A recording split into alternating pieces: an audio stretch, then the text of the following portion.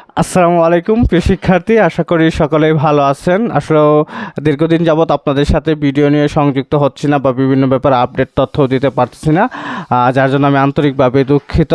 হ্যাঁ, একটু ব্যস্ততার জন্য আসলে এটা পারি নাই।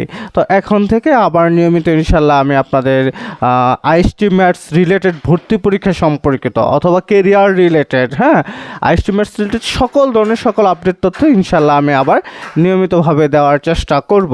আজকে একটা আপডেট তথ্য নিয়ে আপনাদের কাছে আমি হাজির হয়েছি, বিশেষ করে যারা 2024-25 সেশনে আইএসটি ম্যাথস ভর্তি পরীক্ষা দেবেন তাদের জন্য আপডেট তথ্যটি হচ্ছে আপনাদের যে কমন কোশ্চেনটা, সবাই সেই কোশ্চেনটা করতেছেন যে 2024-25 সেশনে আইএসটি ম্যাথস ভর্তি পরীক্ষায় কতগুলো আবেদন পড়ছে, অর্থাৎ মোট শিক্ষার্থীর সংখ্যা কত, মোট আবেদনের সংখ্যা কত।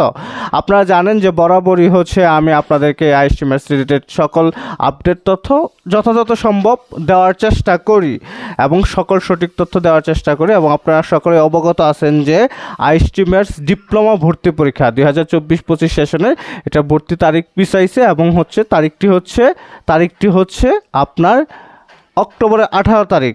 যেই তারিখে হওয়ার কথা ছিল সেই তারিখে ভর্তি পরীক্ষাটি না হয়ে ভর্তি পরীক্ষাটি অনুষ্ঠিত হচ্ছে অক্টোবরের 18 তারিখ, অর্থাৎ এই সামনে যে 18 তারিখে ভর্তি পরীক্ষা হচ্ছে। এই ভর্তি পরীক্ষায় মোট কতজন শিক্ষার্থী আবেদন করছে?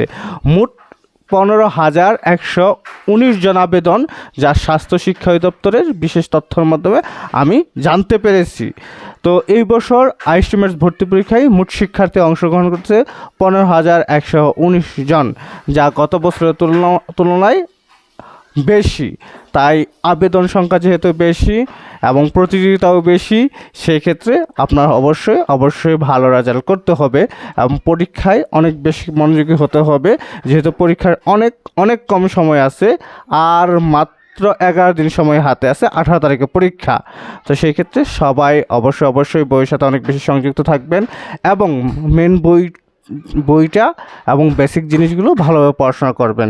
আমি আবারও আপনাদের জন্য বিভিন্ন নির্দেশনামূলক ভিডিও, বিশেষ করে পরীক্ষার আগে আপনার করণীয় কি, হলে যে আপনি কীভাবে সবগুলো বৃত্ত ভরাট করবেন, ক্যালকুলেটর ইউজ করতে পারবেন কিনা, বা এই কয়েকদিনে কীভাবে গুছিয়ে প্রিপারেশন নেবেন, সেই ব্যাপারে আমি আবারও খুব দ্রুত একটি ভিডিও আপনাদেরকে দেওয়ার চেষ্টা করব। সবার জন্য শুভকামনা রইল, ভালো থাকবেন, আল্লাহ হাফেজ, আসসালামু আলাইকুম।